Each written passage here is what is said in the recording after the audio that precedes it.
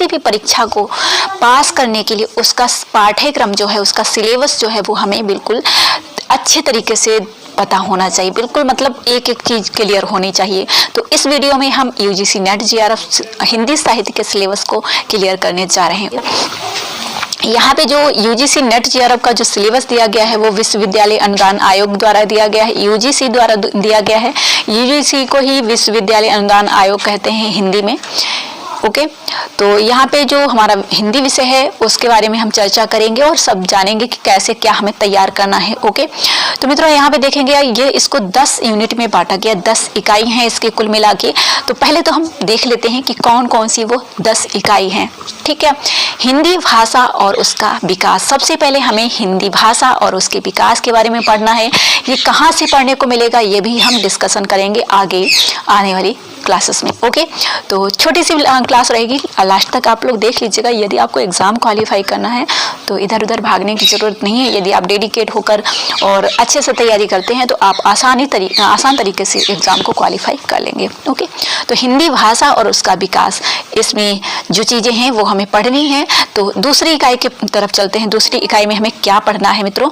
तो इकाई 2 यहाँ पे जो है, इकाई 2 इसमें है आपका हिंदी साहित्य का इतिहास। मतलब हिंदी साहित्य का इतिहास जो है उसकी क्या पद्धतियां हैं, उसका क्या दर्शन है, उसमें क्या क्या आता है। मतलब उसमें जो है पूरा इकाई 2 जो है यदि आप कंप्लीट कर लेते हैं तो मुझे लगता है आपका जो है 70% सिलेबस कवर हो जाता है मित्रों। ये जो अकेली इकाई है जो 70% सिलेबस आपका कवर कराती है, इकाई 2। ठीक है, अभी इस पर आगे भी चर्चा करेंगे। ठीक है, आगे बढ़ते हैं। इकाई 3 जो है वो है मित्रों हिंदी साहित्य शास्त्र, हिंदी काव्य शास्त्र या पाश्चात्य काव्य शास्त्र इस इकाई में आता है, इकाई 3 में। ठीक है, इस पर भी आगे चर्चा करेंगे। अभी हम सिर्फ देख रहे हैं कि हमें क्या क्या पढ़ना है। ओके, और उसके बाद में इकाई 4 जो आती है मित्रों, इकाई 4 जो है वो है वैचारिक पृष्ठभूमि। वैचारिक पृष्ठभूमि में आपको क्या पढ़ना है, कहाँ से हिंदी साहित्य का विकास हुआ है, उसको आगे लाने के लिए कौन कौन से आंदोलन हुए हैं, कौन कौन से जो है जैसे नवजागरण का प्रसार कहाँ से हुआ है, कौन से युग आए हैं, जैसे महावीर प्रसाद द्विवेदी युग हिंदी नवजागरण है, गांधीवादी दर्शन है, अंबेडकर दर्शन है, लोहिया दर्शन है, मार्क्सवाद है, मनोविश्लेषणवाद है, अस्तित्ववाद है, उत्तर आधुनिकतावाद है और आपका अस्मिता मूलक विमर्श है। उसके बाद में आपका दलित और स्त्री, आदिवासी एवं अल्पसंख्यक जो है दर्शन या वाद आते हैं। ठीक है, आगे बढ़ते हैं हम। इकाई 5 जो है मित्रों, हमारी इकाई 5 में आपका आता है हिंदी कविता। इसमें आपको कविताएं जो दी गई हैं उनको तैयार करना है। इससे संबंधित हम आगे चर्चा करते रहेंगे। यहाँ पे मोटा मोटा हम देख लेते हैं कि हमें क्या तैयार करना है। ओके, तो यहाँ पे आप देख सकते हो कि हमें चंद्रवरदाई को भी पढ़ना है, हमें अमीर खुसरो, विद्यापति, कबीर, जयसी, सूरदास, तुलसीदास, बिहारी, घनानंद, मीरा और आपके जो अयोध्या सिंह उपाध्याय हैं, मैथिली शरण गुप्त हैं, जयशंकर प्रसाद हैं, निराला हैं, सुमित्रानंदन पंत हैं, महादेव वर्मा हैं, रामधारी सिंह दिनकर हैं, नागार्जुन हैं, सच्चिदानंद हीरानंद बादशाह अज्ञे हैं, भवानी प्रसाद मिश्र हैं, मुक्तिबोध हैं और धूमिल। इन सभी रचनाकारों को अच्छे से पढ़ना है और इनकी रचनाओं को भी पढ़ना है। ओके मित्रों, तो ये इन चीज़ों यहाँ पे आदिकाल से और आधुनिक काल तक जितने भी रचनाकार हैं उनका नाम दिया गया है, उनको हमें पढ़ना है। ठीक है, आगे बढ़ते हैं। इकाई जो आपकी यहाँ पे हमने कौन सी इकाई देखी है, आपने देखा है इकाई 5 है। ठीक है, इकाई 5 हम देख चुके हैं जिसमें हिंदी कविता है। हिंदी उपन्यास इकाई 6, इकाई 6 जो है वो मित्रों हिंदी उपन्यास है, जिसमें यहाँ पे नाम दिए गए हैं सभी उपन्यासों के।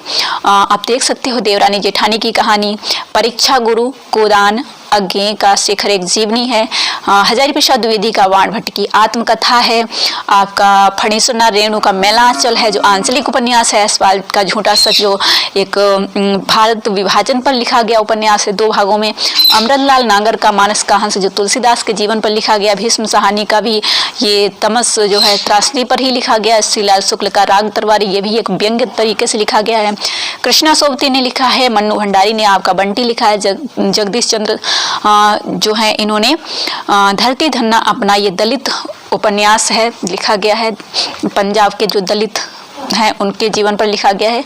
तो ये कुल मिला के आपके हिंदी उपन्यास हैं।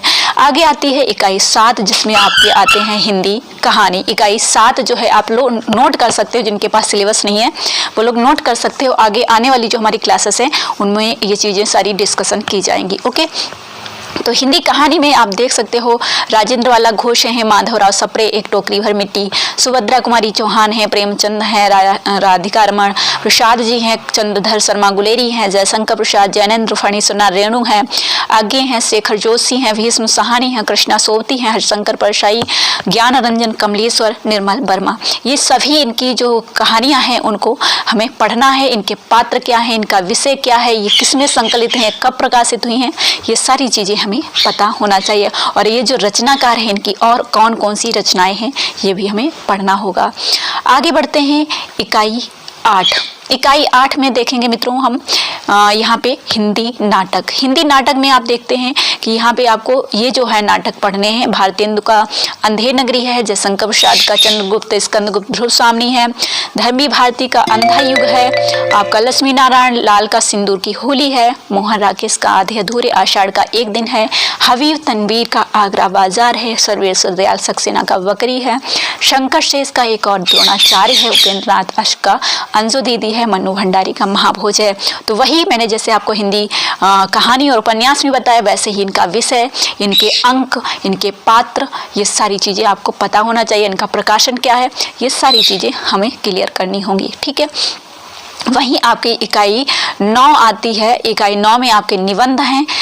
यहाँ पे आप देख सकते हो भारतेंदु का दिल्ली दरबार दर्पण, भारतवर्ष उन्नति कैसे हो सकती है, प्रताप नारायण का है शिव मूर्ति, आपका बालकृष्ण भट्ट का है शिव शंभू के चिट्ठे, रामचंद्र शुक्ल का है कविता क्या है, हजारी प्रसाद द्विवेदी का नाखून क्यों बढ़ते हैं, विद्यानिवास मिश्र का है मेरे राम का मुकुट भीग रहा है, अध्यापक पूर्ण सिंह का है मजदूरी और प्रेम, कुबेरनाथ राय का है उत्तर फाल्गुनी के आसपास, विवेकी राय का है उठ जाग मुसाफिर, नामवर सिंह का है संस्कृति और सौंदर्य। तो मित्रों यहाँ से भी प्रश्न पूछे जाते हैं, यहाँ से डायरेक्ट कथन पूछ दिए जाते हैं, तो ये हमें तैयार करने होंगे। ठीक है, आगे आपकी अंतिम इकाई है इकाई 10।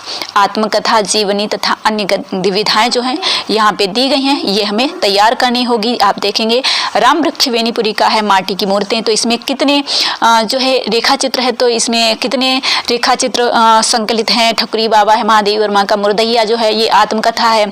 तुलसी राम की दलित जीवन पर आधारित है, कितने भागों में लिखी गई है, कौन सा संवाद जैसे दिया गया है ना। शिवरानी देवी प्रेमचंद घर में है, मन्नू भंडारी का एक कहानी यहाँ भी है, विष्णु प्रभाकर आवार मसीहा कितने भागों में लिखा गया है ना, किसके जीवन पर है ना। हरिवंश राय बच्चन का जैसे क्या भूलूं कि याद करूं है, तो ये आत्मकथा इनकी कितने भागों में लिखी गई है। रमणिका गुप्ता का आप हुदरी है, हरिशंकर परशाई का भोला राम का जीव, कृष्णचंद्र का जामुन का पेड़, दिनकर का संस्कृत के 4 अध्याय, और मुक्तिबोध का एक लेखक की डायरी, राहुल संकृत्यान का मेरी तिब्बत यात्रा, और अरे आया वर रहेगा याद अज्ञे जी की जो रचना है। ये सारी चीज़ें हमें तैयार करनी होंगी मित्रों। ठीक है, तो आप सभी लोग हमारे साथ बने रहिए, अपना जो है साथ बनाए रखिए तैयारी करने के लिए। हम एक एक चीज़ को तैयार करेंगे, एक एक चीज़ को हम क्लियर करेंगे और उसका साथ ही साथ रिवीजन भी करते रहेंगे। ओके, तो आज की इस क्लास में हमने जाना कि हमारा सिलेबस क्या है, हमें किसके आधार पर तैयारी करनी है। अगर हम इन्हीं चीज़ों के आधार पर तैयारी करेंगे तो हम निश्चित सफलता हासिल